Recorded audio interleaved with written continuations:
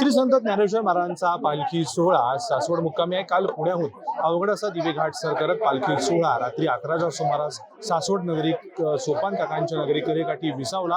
आज त्याचा मुक्काम देखील सासवडमध्ये आहे आणि आज दुपारी संत सोपान काकांच्या पालखीचं प्रस्थान पंढरपूरकडे होते। त्याच्यामुळे दोन्ही संतांच्या पालख्या आज सासवडमध्ये आहेत आणि ह्या दोन्ही संतांचं दर्शन घेण्यासाठी लाखो वैष्णवजन आज या सासवड नगरीमध्ये आलेले आपल्याला पाहायला मिळतात। एकीकडे माऊलींचा पालखी तळ आहे, दुसरीकडे माऊलींचा रथ आहे। संपूर्ण सासवड नगरीला वेढा पडेल अशी ही वारकऱ्यांची गर्दी आहे पालखीच्या दर्शनासाठी। कारण 2 दिवस पावसाने दडी दिल्यामुळे वारकऱ्यांचा आनंद देखील आता द्विगुणित झालेला आहे। ठिकठिकाणी वारकऱ्यांचं स्वागत केलं जात आहे। वारकऱ्यांची गैरसोय होऊ नये म्हणून सेवाभावी संस्थांकडून त्यांना पाणी असेल, औषध असेल किंवा प्रसाद म्हणून खिचडी असेल किंवा राजगिरा वडी असेल या देखील त्याचं वाटप केलं जात आहे। ठिकठिकाणी पालं पडलेली आहेत, वारकरी हे त्यांच्या इच्छितस्थळी जाऊन विसावलेले आहेत। संपूर्ण सासवड नगरी आहे विठ्ठल नामाच्या जयघोषामध्ये दुमदुमलेली आहे। बोलावा विठ्ठल, पहावा विठ्ठल, करावा विठ्ठल, जीव भावे। किती वर्षाची वारी करताय? 10 वर्ष झालं। आता काय ऐकवता आमच्या प्रेक्षकांना? म्हणलं आमच्या प्रेक्षकांना काय ऐकवता? तुम्ही काय म्हणता? गवळण म्हणतात. म्हणा गवळण, चला म्हणा ताईंच्या मागे गवळण। 9 महिने 9 दिवस पोटात मारी उड्या, एक वेळ पंढरी दावगड्या, पोटात मारी उड्या, एक वेळ पंढरी दावगड्या, बालपण खेळण्यात गेलं, बालपण खेळण्यात गेले, पळण्यात मारी उड्या, एक वेळ पंढरी दावगड्या, पळण्यात मारी उड्या, एक वेळ पंढरी दावगड्या। धन्यवाद। मस्त असा अभंग म्हणलेला आहे माऊलीने, गवळण म्हटलेली आहे, काही उत्स्फूर्त देखील आहेत ते देखील अभंग म्हणतात। आज माऊलींचं दर्शन घेत आहे, सोपान काकांचं प्रस्थान आहे। अवघी नगरी ही वैष्णवमय झालेली आहे।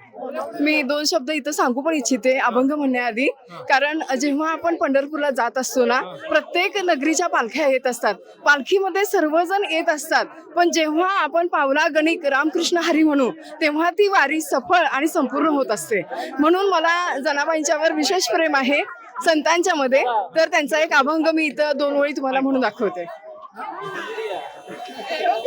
Egg egg egg egg egg Vithabai, egg egg egg egg egg Vithabai, माझे पंढरीचे आई, माझे पंढरीचे आई, भीमा आणि आणि आणि आणि आणि चंद्रभागा, भीमा आणि आणि आणि आणि आणि चंद्रभागा, तुझ्या चरणीच्या गंगा, तुझ्या चरणीच्या गंगा, इतक्या सहित सहित सहित सहित सहित त्वा यावे, इतक्या सहित सहित सहित सहित सहित त्वा यावे, माझे रंग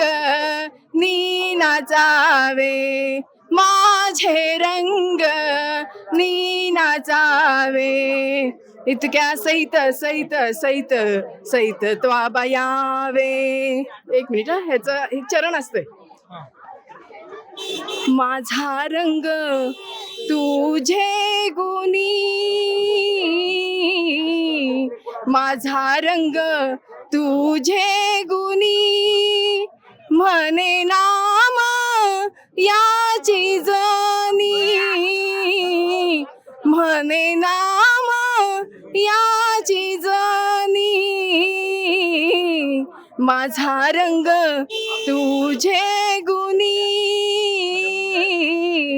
माझा रंग तुझे गुणी, भीमा आणि चंद्रभागा, भीमानी चंद्रभागा। सुंदर असे सर्वजण ही वैष्णव नगरी आज गजबजलेली आहे सासवड नगरी। त्यामुळे सगळा वैष्णवांचा मेळा उद्याच्याला हा जेजुरीकडे मार्गस्थ होईल. उद्या सोमवती आहे, त्याच्यामुळे या पालखी सोहळ्याला आणि सोमवतीला विशेष असं महत्व आहे. त्याच्यामुळे उद्या देखील असेच वैष्णवजन आपल्याला जेजुरीमध्ये पाहायला मिळतील. कॅमेरामॅन ज्ञानेश्वर फडसह मी प्रीतम पुरोहित, डिजिटल प्रभात, सासवड.